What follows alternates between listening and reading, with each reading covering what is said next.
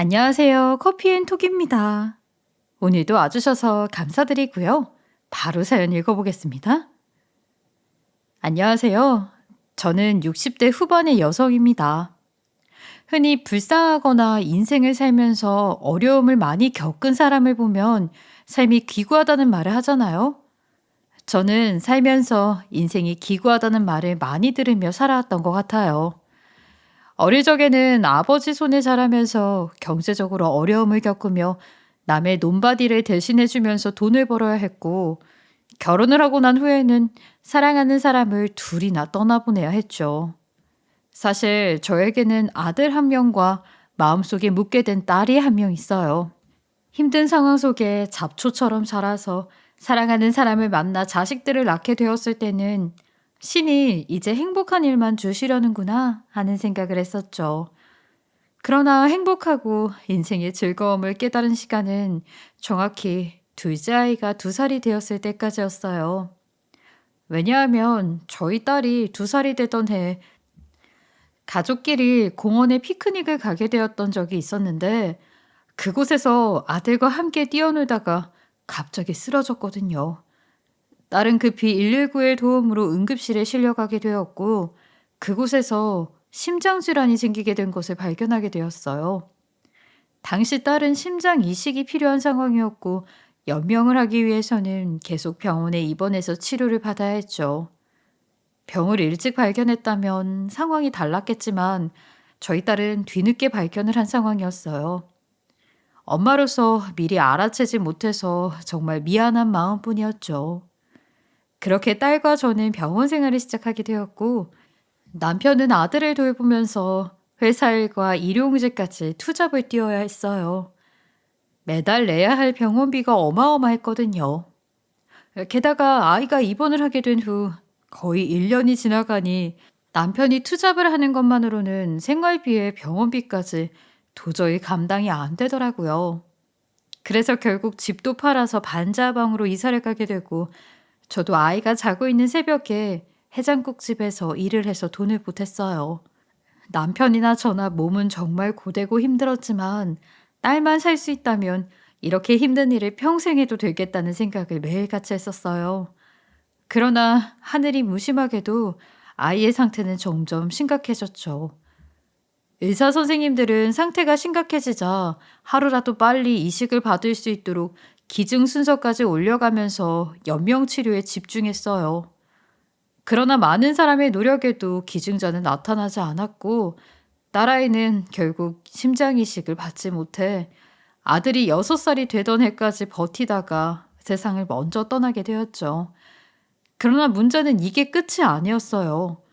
딸이 세상을 떠나게 된 후 남편이 정말 괴로워했거든요.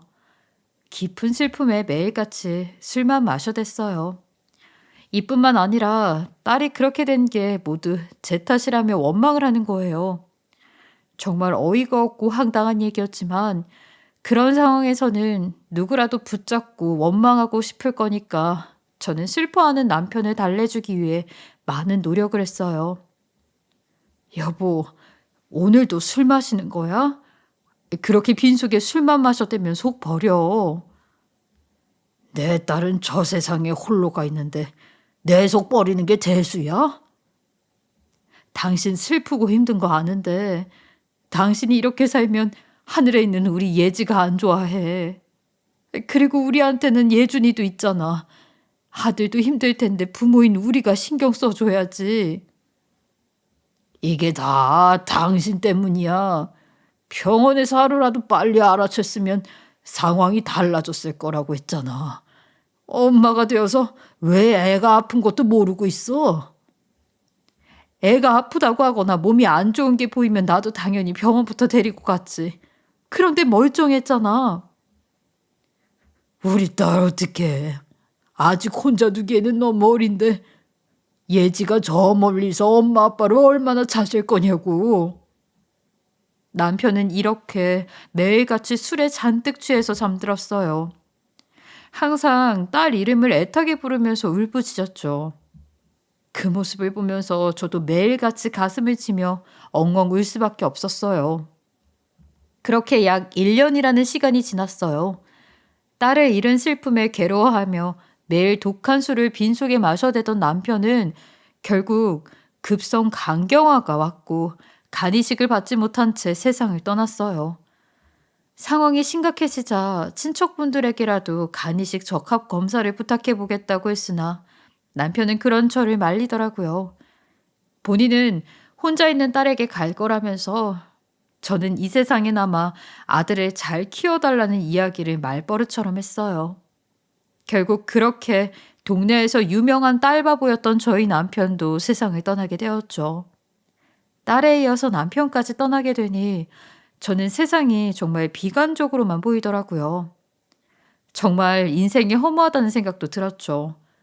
사실 남편이 누워있을 때 제발 남편만큼은 데려가지 말아달라고 신에게 빌고 또 빌었던 것 같아요.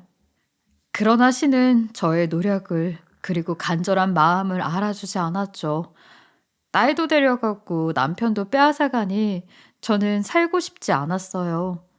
두 사람을 이룬 후 너무 힘들어서 스스로 세상을 져버리려고도 했었죠. 그러나 막상 시도를 하려고 보니 저까지 떠나면 홀로 남은 제 아들이 힘든 인생을 살아야 할 것 같은 거예요. 그래서 차마 세상을 져버리지는 못했어요. 그래서 저는 아들이 성인이 될 때까지만 참고 살자라는 생각으로 죽어라 버텨냈어요. 물론 딸과 남편을 잃은 순간부터 다 끊어져 가는 끈을 붙잡고 있는 듯 아슬아슬한 삶을 살았죠.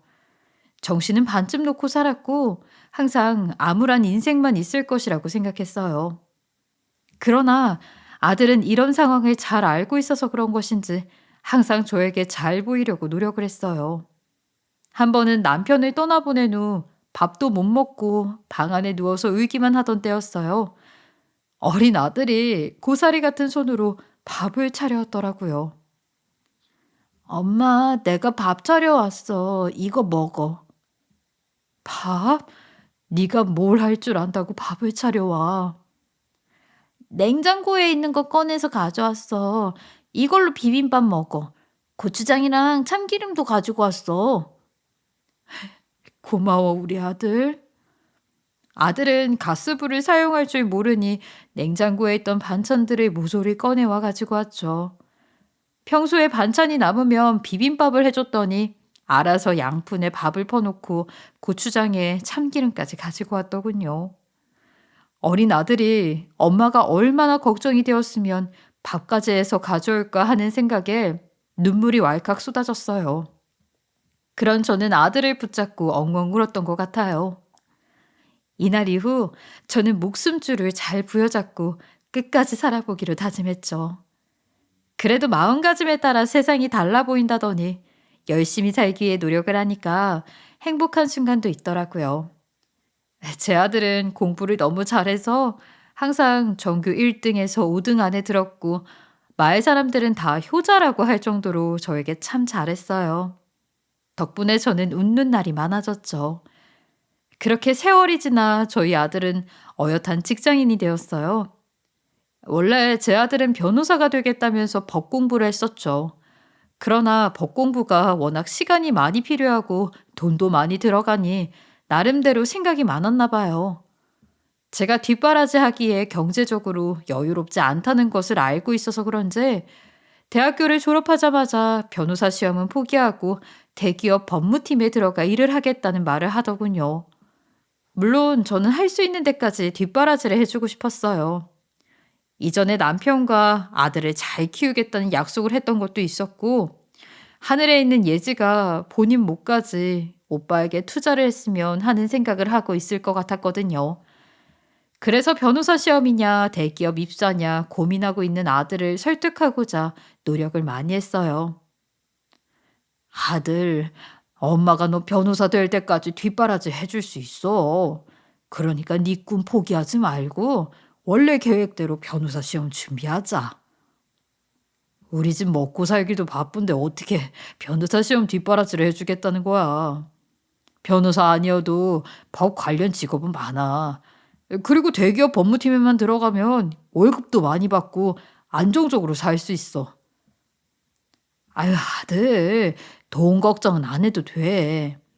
엄마도 계속 식당 나가면서 일하고 있고 너 뒷바라지 해줄 정도는 되니까 걱정 말고 법 공부해. 엄마는 네가 변호사 되는 거 보고 싶어? 아, 나 이제 엄마 고생 안 시킬 거야. 그러니까 이제 나 설득하려고 하지 마.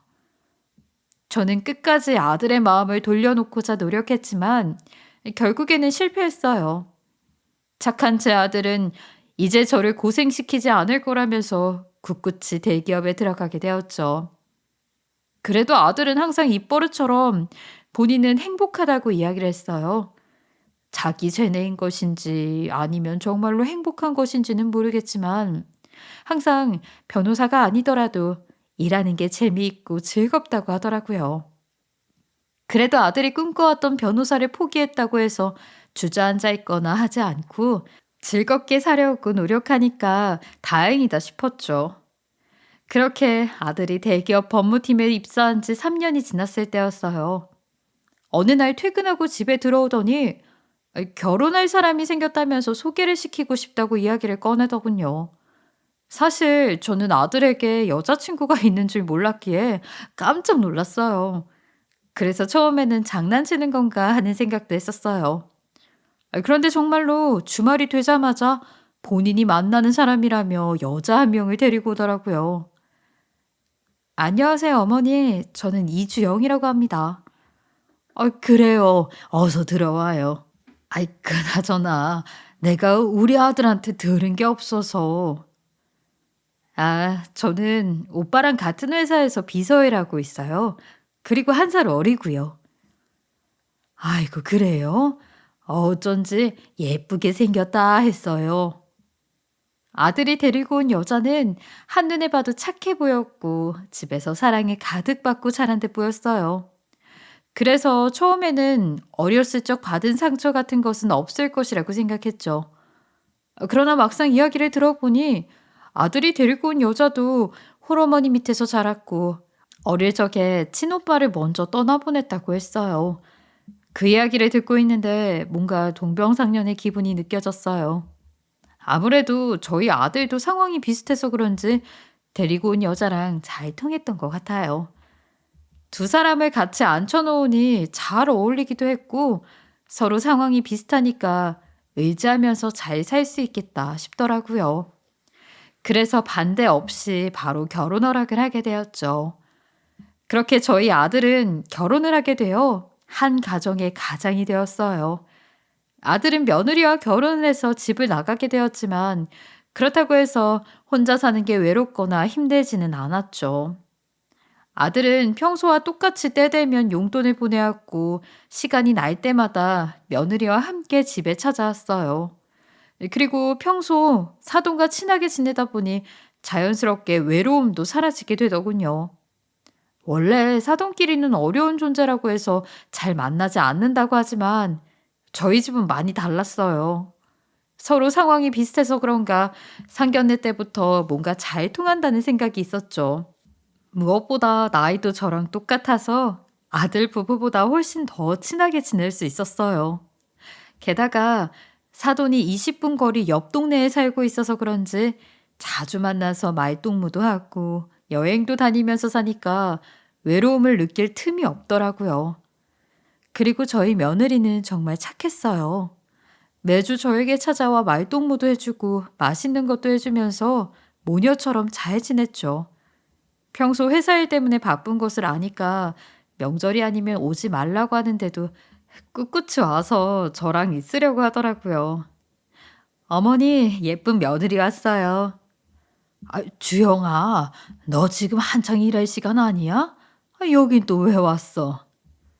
오늘 연차 냈어요. 그동안 연차를 너무 안 쓰고 모아놓기만 해서요. 아이고, 연차를 냈으면 오늘은 집에서 쉬지. 평소에 바빠서 정신이 없는 애가 왜 여기까지 또 내려왔어? 에휴, 저는 집에 혼자 쓸쓸히 있는 것보다 시댁에서 보내는 게 좋아요, 어머니. 이참에 저랑 나가서 맛있는 것도 먹고 쇼핑도 하고 와요. 며느리는 쉬는 날 저희 집에 내려와서는 데이트를 하자면서 밖으로 끌고 나갔어요. 그날 저는 옷도 사고 맛있는 것도 먹으면서 며느리와 알콩달콩 즐겁게 보냈죠. 아들이 성인이 될 때까지만 살아야지 하면서 버텼던 건데 이렇게 착한 며느리도 생기고 좋은 친구이자 사돈도 만나게 되니까 정말 행복하더군요. 세상을 버리지 않길 정말 잘했다는 생각이 들었을 정도로요. 그러나 너무 행복하면 불행도 같이 온다는 말이 있잖아요. 그 말이 정말인 듯 보였어요. 어느 날 저는 아들에게 전화 한 통을 받게 되었어요. 평소처럼 안부 전화를 했구나 싶어서 기분 좋게 받았는데 전화기 너머로 아들이 흐느끼는 소리가 들리더라고요. 전 정말 깜짝 놀라서 무슨 일이냐면서 아들을 닥달했어요. 아들, 아유 무슨 일이야? 갑자기 왜 울어? 아이고 답답해라. 울지만 말고 무슨 일인지 빨리 좀 말해봐. 엄마, 너무 놀라지 마. 지금 주영이가 갑자기 쓰러져서 병원에 실려왔어. 뭐, 뭐라고? 주영이가 왜? 아이, 멀쩡하던 애가 왜 갑자기 쓰러지는데? 저는 아들의 이야기를 듣자마자 심장에 큰 돌이 쿵 하고 내려앉는 듯한 느낌을 받았어요. 갑자기 왜 쓰러진 거냐는 저의 물음에 아들은 무슨 일인지 모르겠다고 했어요. 며느리가 검사를 받고 있기는 한데 의사들의 표정이 심상치 않다는 말만 반복했죠. 그 이야기를 듣고 나서 저는 금방 가겠다는 이야기를 한 후 곧장 택시를 잡아타고 아들이 이야기해준 병원으로 달려갔어요. 그런데 도착하자마자 제 귀에 들려온 이야기는 며느리가 간암에 걸렸다는 것이었어요. 의사 선생님의 이야기를 들어보니 자세히 정밀 검사를 진행해 보아야 하겠지만 사진상으로는 거의 말기에 가까워서 간이식을 준비해야 할 것 같다는 이야기를 하고 계시더라고요. 그 이야기를 듣고 나서 안사도는 크게 충격을 받아 정신을 잃었고 아들은 눈물만 흘렸어요. 저도 안절부절 못하면서 병실에 힘없이 누워있는 며느리를 붙들고 울기만 했네요. 그렇게 꼬박 하루라는 시간이 흘렀어요. 다음날 안사도는 링거를 맞고 정신을 차렸는지 며느리가 누워있는 병실에 들어왔어요. 사돈, 이제 좀 괜찮으세요? 조금 더 쉬셔도 되는데. 네, 링거 맞고 한결 나아졌네요. 제 딸 옆에 있어 주셔서 너무 감사해요. 이제 딸 간호는 제가 할 테니까 사돈은 얼른 들어가셔서 쉬세요. 아유, 아니에요. 이런 상황에서 들어가서 쉰다고 편히 쉬어지지가 않을 것 같네요. 그리고 정작 쉬어야 할 사람은 사돈인 것 같은데, 옆에 간이 침대에 누워서 좀 쉬세요. 며느리 간호는 제가 할 테니까 너무 걱정 마시고요. 안사도는 제가 혼자 간호하는 게 미안했던 것인지 안절부절 못하더군요. 하지만 결국 저의 성화에 못 이겨 간이 침대를 끌어내 잠시 눈을 붙였죠. 사실 어떤 분들은 며느리는 남이나 다름없는데 왜 이렇게 신경을 쓰는 거냐고 할 수도 있을 거예요. 물론 며느리는 피가 안 섞인 남이라고 할 수 있죠. 그렇지만 저는 이미 딸을 잃어본 경험도 있고 며느리를 딸처럼 생각하면서 살았기 때문에 그냥 모른 척 갈 수가 없었어요. 게다가 안사돈도 며느리가 간암 판정을 받고 나서 충격을 많이 받았는지 제정신이 아닌 듯 보였기에 더 마음이 쓰였죠. 그래서 저는 몇 날 며칠을 병원에서 지내면서 안사돈과 같이 며느리를 간호하게 되었어요. 그런데 안사돈은 제가 함께 고생하고 있는 게 내심 신경이 쓰였던 것 같았죠.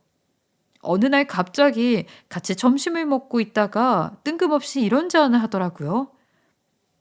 저 사돈, 우리 앞으로는 돌아가면서 간호합시다.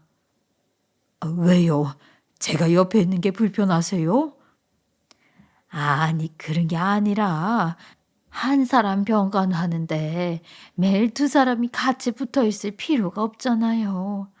그리고 주영이가 언제까지 누워 있을지 아무도 모르는데 이렇게 매일 쉬지도 못하고 두 사람이 붙어서 병간호할 필요는 없죠.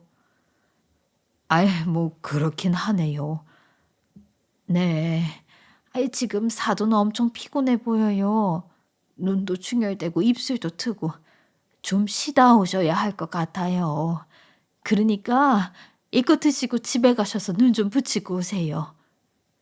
처음에는 이런 제안을 듣고 난 후 제가 불편해서 그런가 하는 생각을 했었죠. 그러나 안사돈은 제가 걱정이 되어서 꺼냈던 이야기였어요. 저도 안사돈의 마음을 모르는 게 아니었기에 매일 같이 고생을 하느니 차라리 돌아가면서 잠시라도 쉬었다 나오는 게 낫겠다 싶어서 알겠다고 대답을 했죠. 그렇게 약 2주라는 시간이 흐르게 되었어요. 혹시나 싶은 마음에 안사돈과 저, 그리고 아들이 간이식 적합도 검사를 하게 되었어요. 그런데 안타깝게도 모두 불일치가 나왔죠. 사실 간은 생판 모르는 사람에게도 받을 수 있다는 것을 잘 알고 있었기에 누구 하나는 맞지 않을까 하는 기대감을 가지고 있었어요. 그러나 다들 불일치가 나와버렸고 연락이 되는 친척도 없었던 며느리는 결국 항암 치료를 하며 상황을 지켜보기로 하였죠. 그렇게 며느리는 본격적으로 항암 치료에 들어가게 되었어요. 아들은 매일같이 병원에 들락날락하면서 며느리 옆에 있으려고 했고, 저도 정성껏 간호를 했죠. 왜냐하면 딸을 잃은 것처럼 딸처럼 생각하는 며느리까지 잃고 싶지는 않았기 때문이었어요. 그래서 며느리가 정신이 있을 때마다 치료 의지를 포기하지 않도록 손을 붙잡고 이야기를 했죠. 주영아, 나는 너를 못 보낸다. 그러니까 절대로 포기하면 안 돼. 네, 어머니. 예준이 어릴 적에 동생 떠나보낸 거 얘기 들었지? 나는 너까지 보내면 도저히 버티고 살 자신이 없어. 그러니까 힘들어도 살겠다는 의지 꺾으면 안 돼. 제발 살아줘. 알았지? 그럼요. 저 포기 안 할 거예요. 결혼한 지 얼마나 됐다고 벌써부터 세상 버릴 생각하면 안 되죠. 걱정 마세요. 그래도 다행인 것은 며느리도 치료에 대한 의지가 있었다는 거예요. 힘들어서 숨이 차 말을 제대로 못하는데도 며느리는 저를 안심시키기 위해 치료 의지가 있다는 것을 보여주려고 했죠. 그러나 시간이 지날수록 상황은 점점 심각해졌어요. 며느리는 독한 항암 치료에 하루 종일 속에 있는 것들을 개워내고 어지럽다면서 정신을 잃는 날이 많아졌죠. 그런데 더 중요한 것은 항암 치료를 계속해도 효과가 없었다는 거예요. 하루빨리 간이식을 받아야 하는 상황이었어요. 게다가 며느리도 점점 치료 의지를 잃는 듯 보였죠. 그 모습을 보면서 아들은 피가 말라갔고 안사도는 매일같이 눈물바람이었어요. 저도 며느리가 꼭 살았으면 해서 매일같이 잘 나가지도 않던 교회 새벽 기도를 나갔죠. 새벽마다 교회 십자가 앞에서 누군가를 꼭 데려가야겠으면 며느리 대신 늙은 저를 데리고 가라는 기도를 눈물로 드렸어요. 그러나 아무리 애절하게 빌어도 며느리의 상태는 좋아질 기미가 보이지 않았어요. 일이 있던 그날도 저는 아픈 며느리를 정성껏 병간호했어요. 그럼에도 불구하고 며느리는 깨어있는 시간보다 자는 시간이 더 많았고 결국 시한부 판정까지 받게 되었죠. 그러나 저는 끝날 때까지 끝난 게 아니라면서 끝까지 며느리를 포기하지 않으려고 했어요. 그렇게 시간이 지나 저녁이 되었고 저는 안사돈과 교대할 시간이 되었어요. 안사돈은 시간 맞춰서 병실로 왔어요. 그런데 안사돈은 평소와는 다른 모습으로 인사를 하고 저를 꼭 껴안더군요. 사돈, 그동안 고생 많았어요. 너무 고마워요. 네? 그게 무슨 말씀이세요, 사돈? 그동안 고생이 많았다니요. 아이고, 제가 말이 헛나왔네요. 오늘 고생 많으셨다고요. 피곤하실 텐데 얼른 가서 푹 쉬세요. 저는 안사돈의 말에 정말 깜짝 놀랄 수밖에 없었어요. 평소 안사돈은 고생했으니 얼른 가서 푹 쉬라는 말만 하고 보내주었거든요. 그런데 그날따라 마지막 인사를 하는 듯한 분위기가 강하게 느껴졌던 것 같아요. 물론 안사돈은 말이 헛나왔다며 급하게 말을 바꾸었지만 등 뒤에 싸늘함이 느껴졌죠. 그러나 저는 뭐 큰일이라도 있겠나 싶어서 그냥 고개를 갸웃거리며 병실을 나왔고 집으로 가기 위해 로비로 내려가게 되었어요. 그런데 택시를 타기 위해서 밖으로 나가려고 보니까 병실 서랍에 깜빡하고 카드를 놓고 온 게 생각이 났어요. 결국 저는 정신이 없어서 "너무 허둥지둥 나왔네." 라고 혼잣말을 하면서 다시 며느리가 있는 병실로 올라가게 되었어요. 그런데 병실 문으로 안을 살짝 보니까 아들과 안사돈이 서로 껴안고 있는 거예요. 게다가 안사돈은 아들의 얼굴을 어루어 만져주고 있었죠. 아무리 봐도 이상한 분위기가 자꾸 풍기는 게 수상하다는 생각을 할 수밖에 없었어요. 사실 이제 와서 하는 말이지만 이전에도 두 사람이 함께 있었던 적이 한두 번이 아니었어요. 며느리가 병실에 입원하고 나서 안사돈과 함께 병간호를 할 때에도, 그리고 혼자서 간병을 하고 있을 때에도 몇 번이나 두 사람이 함께 있던 모습을 목격했거든요. 가장 처음으로 목격했던 것은 안사돈이랑 함께 며느리 병간호를 하고 있을 때였어요. 여느 날처럼 아들은 퇴근 후 며느리를 보겠다며 병원으로 달려왔었죠. 그런데 안사돈이 급히 할 말이 있다면서 몇 번이나 아들을 밖으로 불러내더라고요. 그런데 한 번 나갈 때마다 두 사람은 시간이 한참 지났는데도 병실 안으로 들어올 생각을 하지 않았어요.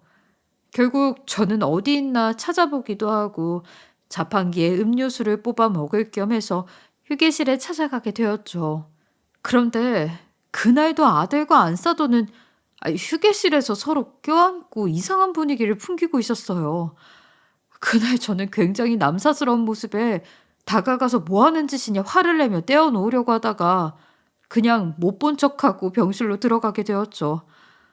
당연히 제 두 눈을 의심할 수밖에 없었지만 설마 장모님이랑 이상한 관계로 엮여 있겠나 하는 생각에 그냥 모르는 척했던 것이었어요. 그냥 며느리가 많이 아프니까 안사돈이 아들을 달래주나 보다 합리화하면서 지나갔죠. 그런데 카드를 다시 가지러 갔을 때에도 두 사람은 또 똑같은 모습으로 있으니까 저는 눈살이 자동적으로 찌푸려질 수밖에 없었어요. 아니, 아파서 지쳐 잠든 며느리를 옆에 두고 지금 뭐 하는 짓인가 싶기도 했고, 제 엄마 나이랑 동갑인 사돈에게 지금 왜 저러고 있는 건가 화도 났어요. 그래요. 서로 슬프고 힘든 건 알겠는데 아무리 그래도 사람이 선이라는 게 있잖아요. 도저히 믿을 수 없는 두 사람의 모습에 대체 이게 무슨 일인가 하는 생각으로 병실 안에 들어가려다가 흠칫할 수밖에 없었죠. 그런데 그 순간 안에서 간호사님들의 모습이 눈에 보이더라고요. 아무래도 두 사람을 신경 쓰느라 눈에 들어오지 않았던 것이었어요. 그런데 저는 안사돈이 간호사님들에게 하는 말을 듣고 큰 충격을 받을 수밖에 없었어요. 간호사님, 저희 딸이 원한 거예요. 본인 삶이 얼마 남지 않은 것 같다면서 마지막 순간까지 아픈 채로 가고 싶지 않다고. 그 DNR 신청을 했으면 좋겠다고 하네요. 보호자님, DNR 신청은 뭘 뜻하는 건지 설명을 드려서 잘 알고 계시잖아요. 다시 한번 생각해 보세요. 이거 신청하면 응급 상황에서 아무런 조치를 할 수가 없어요. 이건 거의 삶을 포기한 거나 마찬가지인 건데. 그래도 해주세요. 어차피 간이식 받지 않으면 살아날 가능성이 없는 거잖아요. 마지막이라도 편하게 갈 수 있게 하고 싶어요. 연명치료 거부 서약서 그거 가져다 주시면 바로 사인할게요. 보호자님, 아직 기회는 있으세요. 이식할 수 있는 간이 언제 나타날 수 있을지도 모르고 간이식만 받으면 따님 사실 수 있는데 왜 벌써부터 연명치료 거부 서약서를 찾으시는 거예요? 의료진인 저희도 포기 못해요. 조금만 더 생각해 보세요. 장모님, 진짜 이러실 거예요? 저는 주영이 못 보낸단 말이에요. 안사돈의 이야기에 간호사님들은 아직 기회가 있다면서 어떻게든 연명치료 거부 서약서를 작성하지 못하게 설득을 했고, 아들은 그대로 주저앉아 안 된다면서 며느리를 붙잡고 엉엉 울더라고요.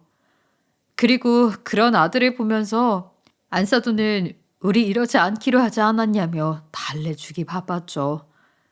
저는 세 사람의 대화를 듣고서야 모든 것을 알게 되었어요.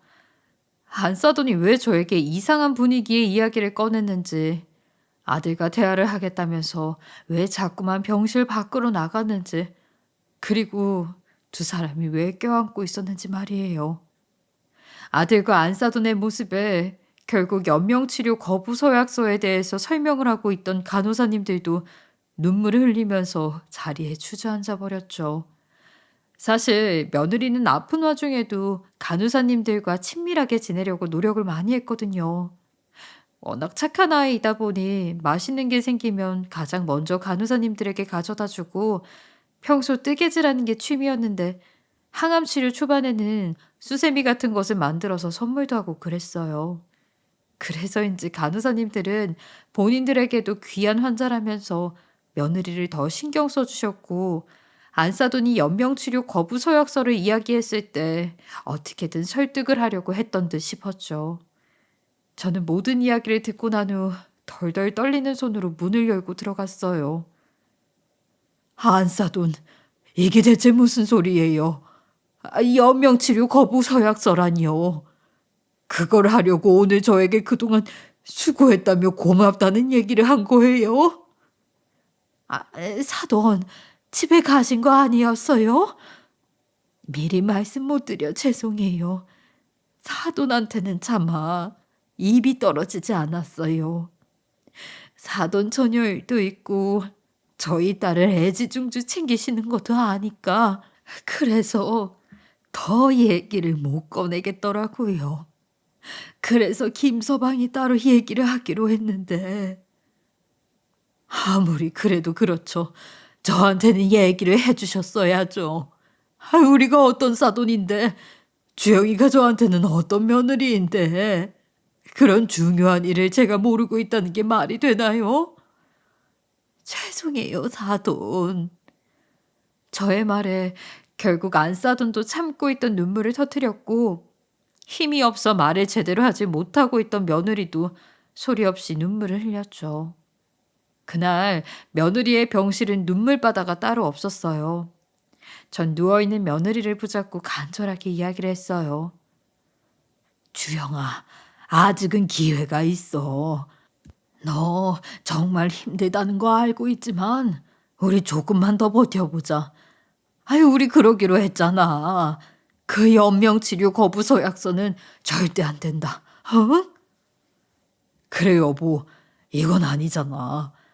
말기 암이어도 다시 새삼 얻는 사람들이 얼마나 많은데 연명치료 거부 서약서라니. 당신이 그런 선택을 하면 나는 어쩌라고. 며느리는 저와 아들의 간절한 이야기에 눈물만 흘렸어요.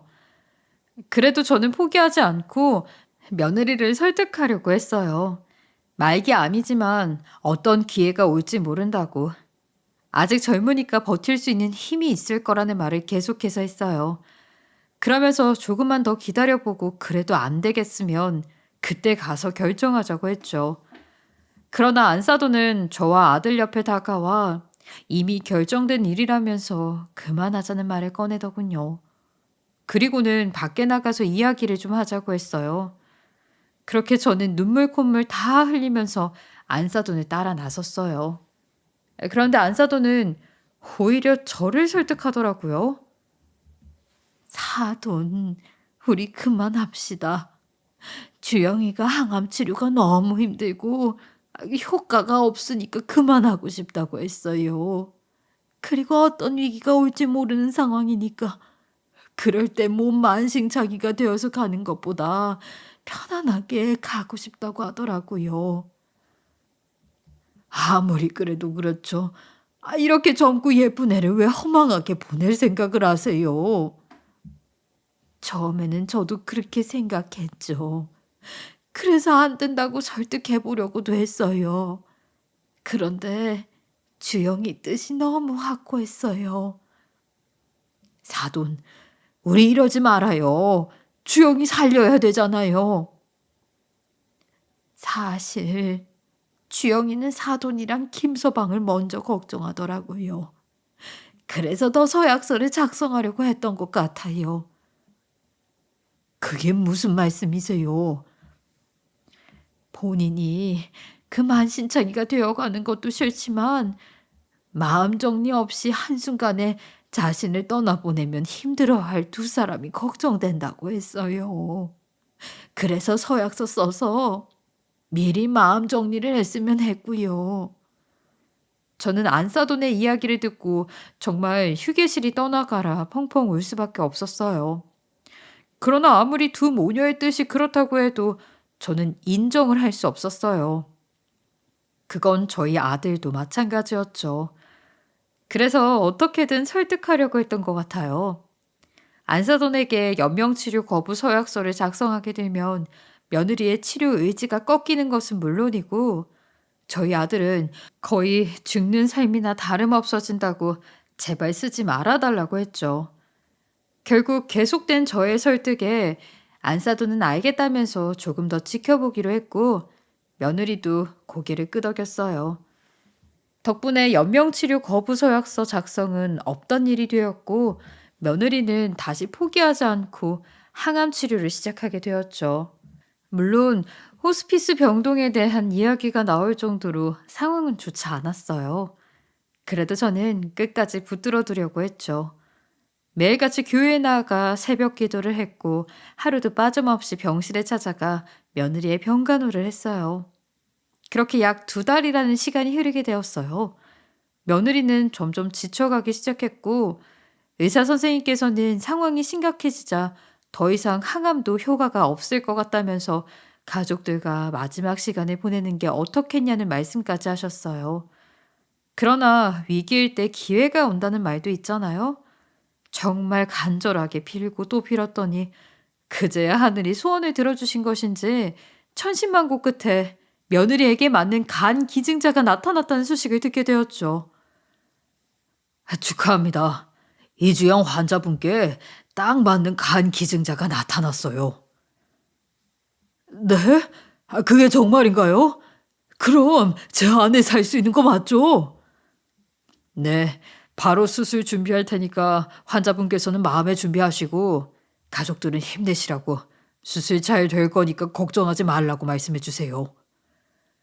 의사 선생님께서는 시한부 판정까지 받고 간이식까지 가는 사람은 많지 않은데 정말 운이 좋았다고 말씀해 주셨어요. 그리고 간호사님들도 병실로 들어오셔서 수술 잘 될 테니까 너무 걱정하지 말라고 하면서 축하한다며 같이 기뻐해 주셨죠. 간 이식 소식을 듣고 나서 저와 안사도는 너무 기뻐서 소리를 질렀고 아들도 너무 감사하다면서 눈물만 흘렸어요. 당연히 며느리도 오랜만에 웃음꽃이 피었을 정도로 너무 좋아했죠. 물론 수술할 때까지 그리고 회복할 때까지 안심을 할 수 없는 단계였지만 다행히 며느리는 수술대에 오를 수 있었어요. 그리고 수술을 하기로 한 날 저와 안사돈 그리고 아들은 수술실 앞에서 무사히 마무리하고 나올 수 있기를 빌고 또 빌었죠.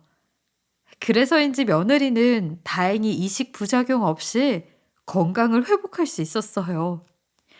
얼굴 모르는 간 기증자님 덕분에 요즘 저희 며느리는 새 인생을 얻고 잘 살고 있습니다.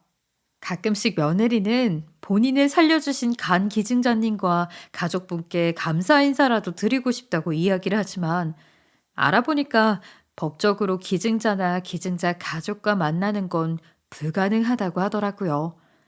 양쪽 모두 동의를 한다면 편지 정도는 주고받을 수 있다고 하는데 그분 가족들은 원하지 않는 것 같았어요. 그래서 며느리와 저희 가족들은 잘 사는 게 보답하는 거라고 생각했고 감사한 마음만 고이 간직한 채 즐겁고 행복하게 살아가려 노력하고 있어요. 물론 혹시라도 나중에 연락이 닿게 된다면 저희 가족 모두가 진심을 담아 감사 인사를 전할 생각입니다. 그리고 며느리는 아직까지 수술을 한 지 얼마 되지 않아서 주기적으로 병원에 찾아가 상태를 체크하고 검사를 해야 하는 상황이에요. 하지만 죽을 고비를 넘긴 후 모두의 간절함을 얻고 살아난 며느리를 보며 저는 요즘 죽어도 여한이 없다는 생각을 하고 있어요. 아들 부부는 이번 일을 겪고 나서 요양차 시골에 땅을 얻어 내려가 살고 있어요. 물론 며느리는 일을 관두고 아들은 회사를 옮겨야 했지만 시골로 가니까 마음이 편하다고 하더라고요. 그리고 저와 안사돈도 여전히 자주 만나면서 친구처럼 잘 지내고 있죠. 저희 착한 며느리는 요즘 농사일에 푹 빠져서 직접 기른 채소를 들고 주기적으로 집에 찾아오고 있어요. 비서로 맨날 정장 입고 출근하던 애가 시골 생활에 완전 적응한 모습을 보니 웃기기도 하고 훨씬 건강도 좋아진 것 같아 다행이다 생각하기도 해요. 이번 일을 겪어보니까 사람 인생은 오뚜기나 다름없다는 그 말이 딱 맞는 것 같네요. 인생이 무너질 듯 쓰러졌다가도 다시 오뚜기처럼 벌떡 일어난 며느리를 보면서 저는 요즘 참 기특하고 대견하다는 생각을 하고 있어요. 앞으로도 지금처럼 행복하면 여한이 없을 것 같아요. 애청자님들 저의 긴 글 들어주셔서 감사하고요. 모두들 건강 조심하세요. 지금까지 커피앤톡이었습니다. 오늘도 끝까지 함께 해주셔서 감사하고요. 다음 영상으로 또 찾아뵙겠습니다.